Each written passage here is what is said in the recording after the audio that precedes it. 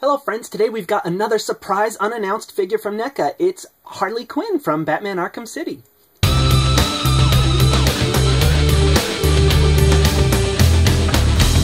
Wow, look who it is! Out of the package, Harley's sculpt looks pretty much perfect. She looks exactly how she looked in Arkham City. I can't find any real faults with it. She's got rubbery bangs on top, and they've sculpted all these little belts and buckles, even the strings in her corset there.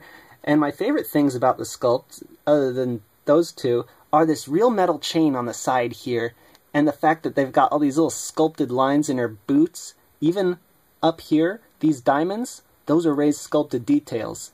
And I like that she's got wedges, because that helps her stand up a little easier, even though it's still pretty tough to get her to stand up.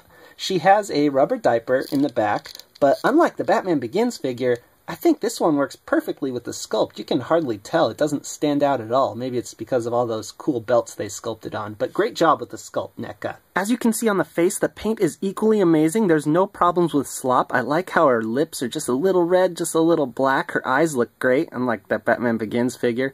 You can even make out the tattoo of the Joker playing card that's on her arm, which continues with these roses, and then there's a Harley card on the back. And she has another tattoo of Mr. J right there on next to her belly button. Looks very good, even though the corset's sort of peeling off the decal at the top.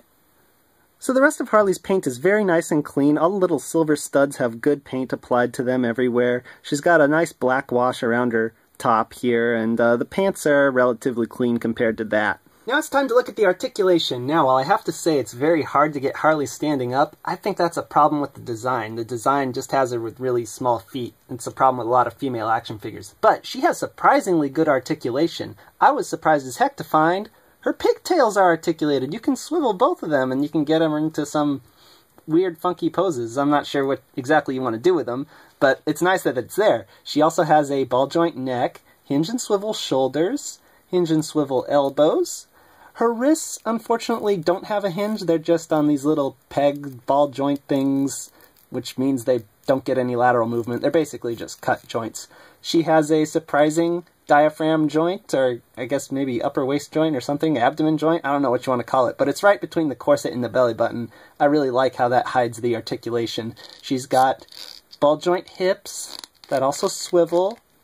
There's no cut joint at the top of the boot there. She just has hinge and swivel knees, and she's got ball joint ankles, but my problem with them is they kind of pop off easy, but I'd rather that happen than they break. So, very good articulation. I just wish her ankles didn't make it so hard for her to stand up.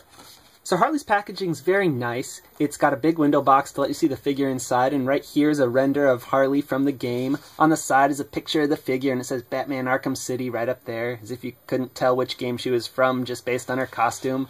On the back is another picture of the figure, and down here it says she's got 4 interchangeable hands, 2 machine guns, and a baseball bat.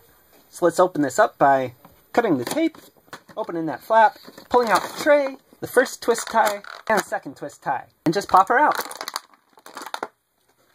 My favorite time is here. For accessories, Harley Quinn comes with a candy cane baseball bat, an alternate right hand for holding that bat, an alternate left hand that's kind of just like a claw, and 2 machine guns. The hands Harley comes packaged with are sculpted to hold those guns just fine. You can even get her index finger in the trigger hole, but I don't really remember her using guns in the game. Oh well, whatever, it's a nice inclusion. Now let's pop those hands off and put on the alternate hands. There's the right one and the left one. You gotta stretch her right hand open a little before you can get that baseball bat in there. And she can look really awesome holding it, and now I think I see what that articulated hair is for. You can also use that candy cane baseball bat as an actual cane, which I find helps Harley stand up. Anyways, it's scale time. Now Harley stands at exactly 7 inches tall, which is exactly what we'd expect from NECA, and makes her fit in with all the other 7-inch scale figures from them.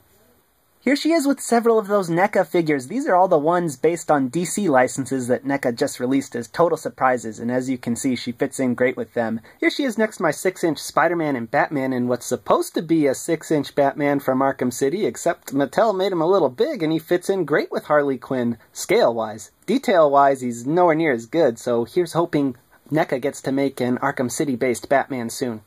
Finally, here's Harley next to her comic book and Suicide Squad incarnations made by Mattel. She's easily my favorite of the 3, although your competition's not that tough when it's Mattel. This Harley figure is another amazing one from NECA. If you're a fan of Harley Quinn or the Arkham City game or just NECA action figures in general, I highly recommend her. She's got an awesome design and the sculpt, paint, articulation are all top-notch. The only complaint I have is that she's very difficult to get standing up, but that's a design issue. That's not NECA's fault. NECA did everything awesome with this figure, and you need to go out and get her. Peace out, YouTube.